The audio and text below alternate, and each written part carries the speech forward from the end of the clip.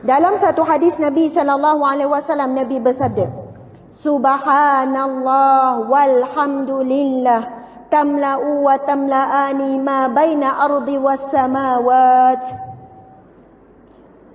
Nabi SAW bersabda, kalimah subhanallah walhamdulillah, maha suci Allah dan segala puji bagi Allah, pahalanya akan memenuhi antara langit dan bumi.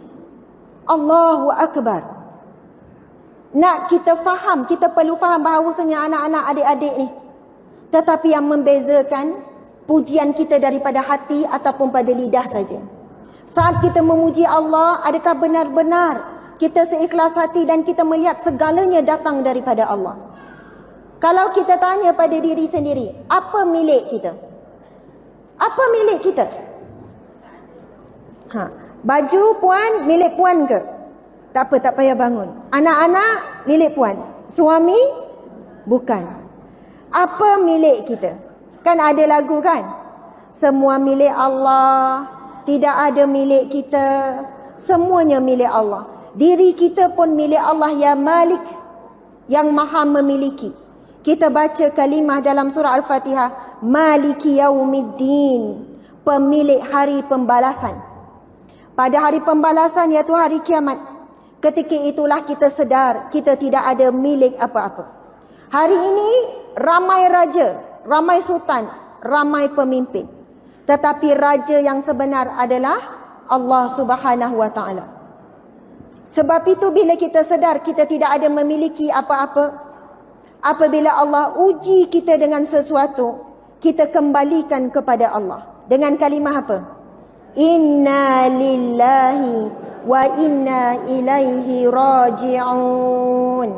Kita akan kupas kalimah ni. Muslimin muslimat, asyik bergerak je. Tak apa dik, kalau Ustazah bergerak, kamu tunjuk audien. Subhanallah. Takut ni diorang tengok, diorang risau tengok kamu bergerak. Subhanallah, muslimin muslimat, Allah Subhanahu wa Ta'ala berfirman, A'udzubillahi minasyaitonir rajim. Alladzina idza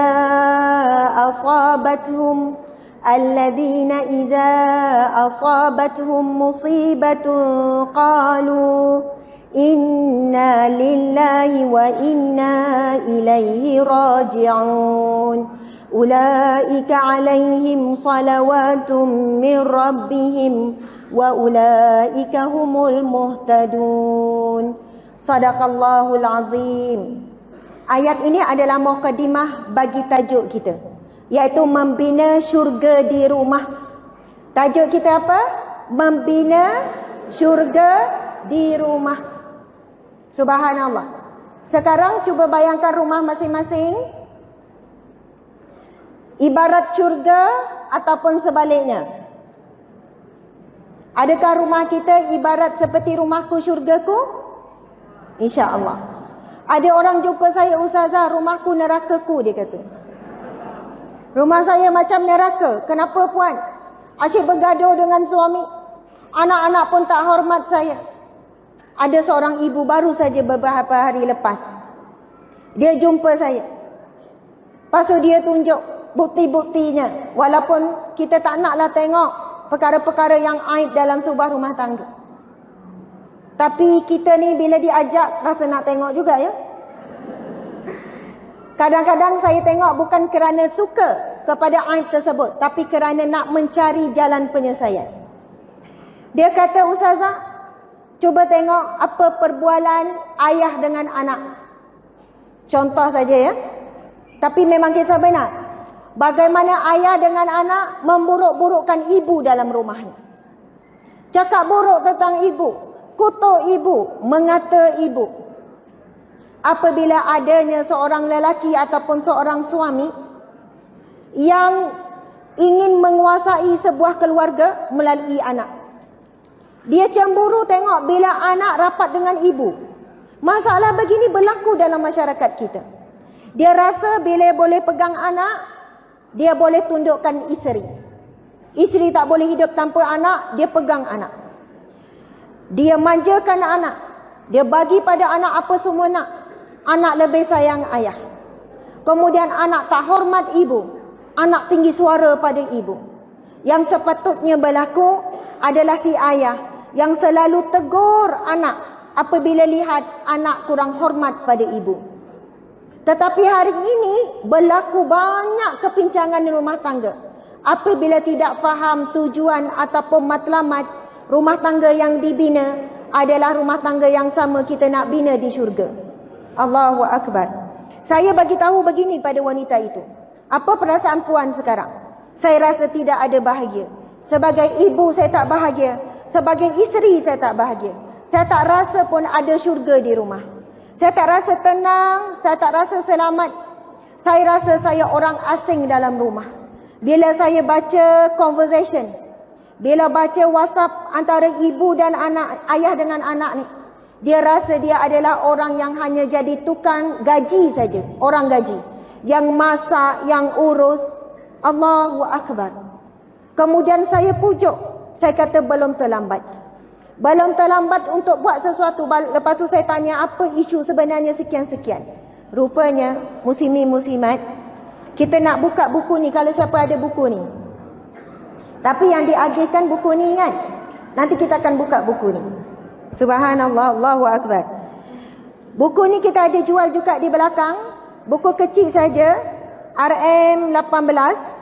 Subhanallah, iaitu tips dan doa keluarga bahagia. Dan saya nak kongsikan tentang sayang perlu dilafazkan. Muka surat yang ke-6. Masya Allah. Okey, muslimat sekalian, kita tanya orang lelaki lah. Tanya orang lelaki dulu. Sebelah Grab tadi tu, baju merah. Mana isterinya? Ada isterinya? Angkat tangan isterinya. Masya Allah, Allahu Akbar. Ini pun ada isterinya sebelah. Isinya asyik panggil sayang, sayang, sayang. Dia panggil tadi yang. Kalau orang Terengganu, dia antara dua tu. Sebab kami panggil ayam tu ayang. Ayam yang sembelih makan tu kami panggil ayang. Ikan ayang. Jadi orang Terengganu tak boleh panggil isi dia ayang. Nanti isi dia berkokok. Kok. Macam tu. Jadi panggil sayang kena penuh kan. Kalau yang tu kira okey jugalah. Mula-mula kahwin sayang, lepas tu ayang, lepas tu yang, lepas tu ang. Kan makin kurang. Subhanallah. Allahu Akbar. Kita tanya ini yang ada isteri, dia kalau dia jawab pun dia takut sama bini kan. Jadi dia jawab mungkin ni yang tak ada bawa isteri ni. Encik ada bawa isteri juga? Ada juga. Subhanallah. Tak apalah kan? Saya tak tahu mana isterinya ada. Dalam? Ya ada. Dia sedang tengok online. Okey. Boleh tanyalah. Selalu tak cakap I love you, sayang pada isteri. Betulkah? Tolong sahkan ya sama isteri dia. Subhanallah. Orang lelaki kadang-kadang tu berat sikit. Encik Grab selalu sebut sayang pada isteri. Ada isteri belum? Ada. Dia jujur. Allahu Akbar. Sebab ini kan kamera dah tunjuk. Kalau dia tak jujur, isi je yang tengok dekat rumah kan. Subhanallah. Berkenaan dengan lafaz sayang, muslimin muslimat, Nabi SAW, sabda Nabi SAW, "Iza ahabba rajulu akhahu falyukhbirhu annahu yuhibbuhu." Hadis sahih riwayat Ibnu Hibban. Nabi bersabda, apabila salah seorang kalian mencintai saudaranya, menyayangi saudaranya, maka kabarkanlah bahawa engkau mencintainya. Okey, baik. Saya belum kupas ayat firman Allah kita baca tadi. Nanti kita akan kupas. Tapi saya nak pergi kepada perkara yang pertama ni. Masya Allah. Satu ketika Nabi dengan seorang sahabat. Lalu adalah seorang lelaki lain. Lalu depan Nabi dan sahabat berdua ni. Lalu Nabi pun kata kepada, bukan Nabi, sahabat ni kata pada Nabi, "Ya Rasulullah, Sesungguhnya aku menyayanginya. Faham tak situasi ni? Okey, dua orang, Nabi dan juga sahabat. Lalu ada seorang lelaki lain. Lalu sahabat Nabi ni bagi tahu kepada Nabi, "Ya Rasulullah, aku sayang pada dia tu." Lalu Rasulullah bertanya kepada dia, "Adakah kamu sudah bagi tahu kepada si fulan lelaki itu bahawa kamu menyayangi dia?" Lalu dia kata, "Tidak, aku tidak pernah cakap yang aku sayang pada dia." Rasulullah pun kata, "Sekarang kamu pergi kepada dia dan bagi tahu bahawasanya kamu menyayanginya." Maksudnya, cakap sayang ya, Tuan Grab, subhanallah, dan para lelaki, wanita-wanita sekalian, cakap sayang, bagi tahu sayang adalah sunnah Nabi. Bila kita cakap, "Bang, saya sayang awak, sayang sangat." Suami pun cakap, jangan tunggu isteri cakap. Suami cakap dulu tu lagi power. Suami mula dulu pagi-pagi. "Sayang, si pipi merah." Isteri ni kata pipi merah, "Apa kulit saya gelap?" Subhanallah.